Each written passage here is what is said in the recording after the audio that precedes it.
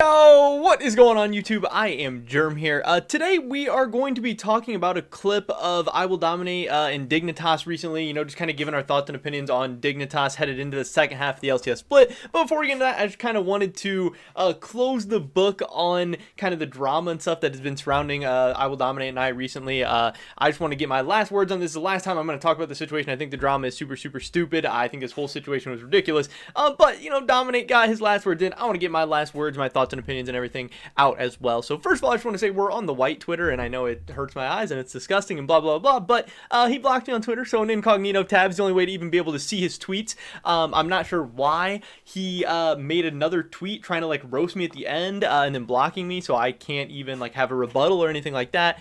Super weird. If you want to understand what even was going on before and you don't know anything about what I'm talking about, you can go check out my previous video a couple days ago about the situation. But I just thought this was absolutely hilarious that he tweeted out to me right before blocking me. I have a low tolerance for people talking from authority on things they have no idea on, such as when you tried to say there wasn't a correlation between people's viewership and unranked challenger, even when other streamers told you that there was. So I Will Dominate is mad about some interactions we're having previously. Also, he's calling himself an authority on the business of the LCS. Our argument is about the import rule and what it'll do for viewership and stuff like that. He's calling himself an authority on that, I guess, or trying to downplay me. Again, he's not even downplaying my argument. He's just making more and more personal attacks about me, which is super weird. Whatever. I don't think he's an authority on anything either. I don't even know what this means. But unlucky for him, the situation that he's talking about as far as the streaming stuff, that stuff's still on Twitter. That stuff still exists. So I wanted to take a look at that. Doublelift tweeted out talking about why he doesn't do unranked challenger, and Dom said, to be honest, I think you're a big enough streamer that it doesn't really matter. You get viewers, but for a lot of other streamers in the 500 to 2K range, they have a lot to gain by smurfing. At the end of the day, smurfing sells. And I just responded because I completely disagree with that. I hate the culture of smurfing for content and all that stuff. I think it's really stupid. I think as a whole, the League of Legends community needs to start getting away from that stuff. So I tweeted, saying smurfing sells is dumbing it down a bit. If you're a bad streamer / not entertaining, maybe smurfing can increase your viewership. Hey, I said right there, it's literally a tweet, you guys can read it. It says, I said smurfing can increase viewership. Dom's tweet today. Remember when you said there wasn't a correlation between people's viewership and unranked challenger?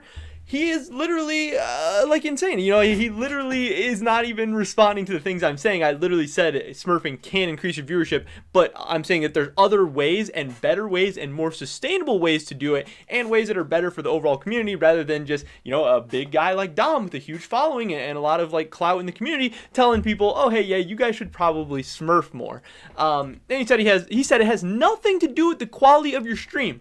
The amount of viewers you get has nothing to do with the quality of your stream. Like, that's a hot take. That is very interesting. He said, smurfing puts you higher in the directory.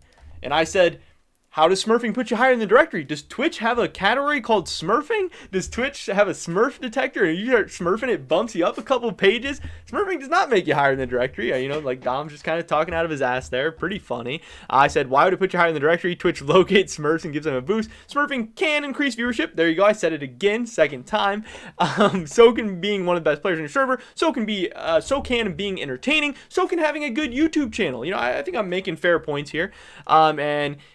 He just keeps going. He keeps saying the same stuff. I said agree to disagree. He said every single player at the top has done unranked challenger. And again, I said everyone has done it. Means it's the best way to grow. He's just saying things that we're not even talking about. Absolutely hilarious. And then again, just getting back to this original tweet of him saying there wasn't a correlation between people's viewership and unranked challenger. That's not what I said. And he said even though other streamers told you there was, he says other streamers with an S when it was literally just him. My tweets, got a decent amount of likes.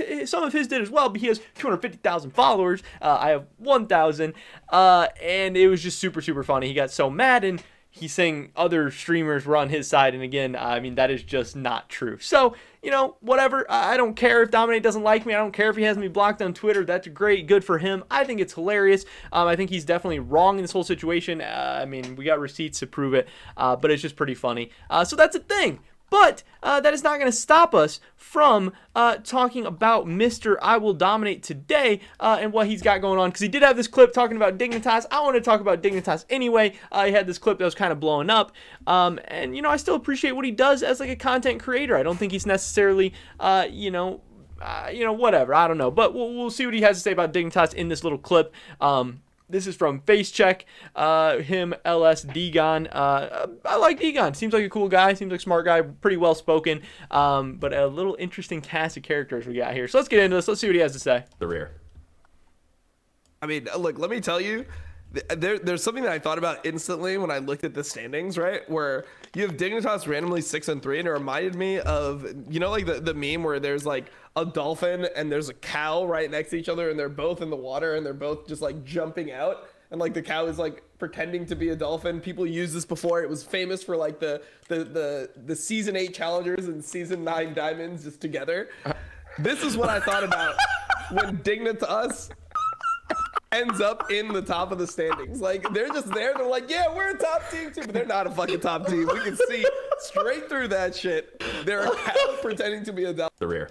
Now, I just thought it was an interesting kind of segue into the content that I wanted to discuss, which was Team Dignitas. I put out my LCS power rankings. It was a couple days ago at this point, talking about how pretty much I agree with what Dominate was saying for the most part. That I don't think they're a top team. I love what they've been doing. I love that they're sitting there at 6-3 with the full North American roster. Not that I really care if you have a full North American roster or whatever at the end of the day. But it was at the perfect time. All these McDonald's memes, all this NA, imports, no import, this perfect storm of just hilarity on Twitter and Reddit and the drama and all the memes, at the same time that Dignitas is just quietly shooting up the standings. They're sitting at 6-3, they knock off TSM. I think it's absolutely hilarious. But again, you have to remember, this is 9 games into the season, which is halfway through the spring split, but like a fifth of the way through the entire season, which it is now, going from spring to summer.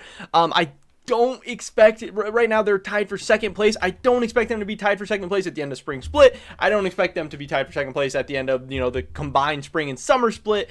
I appreciate what they've been doing. They have definitely surprised me coming into the season. I believe I had them ranked 9th in my predicted power rankings. I have since moved them up. But when I take a look at them now, I really think that they're going to finish somewhere around this like 5th to 6th range. I do believe TSM is better than them. I do believe 100 Thieves is better than them. I do believe Liquid is going to go on a run in the second half and probably pass them up as well. Evil Geniuses is, I think, the most comparable team to somebody like Dignitas. And they're only 1 game between all of them. That's the other thing to note, that these are all best of ones. Not only is 9 games a small sample size, especially over the course of a 54-game season, best of ones are just extremely, extremely volatile. And yes, they did this in the first 9 games. They could go on a similar run in the second half of the spring split. They could go 6-3 again. They could, be the 2nd, 3rd, 4th seed headed into the playoffs. I don't know how well this team would do in a best of 5 with young, inexperienced solo laners.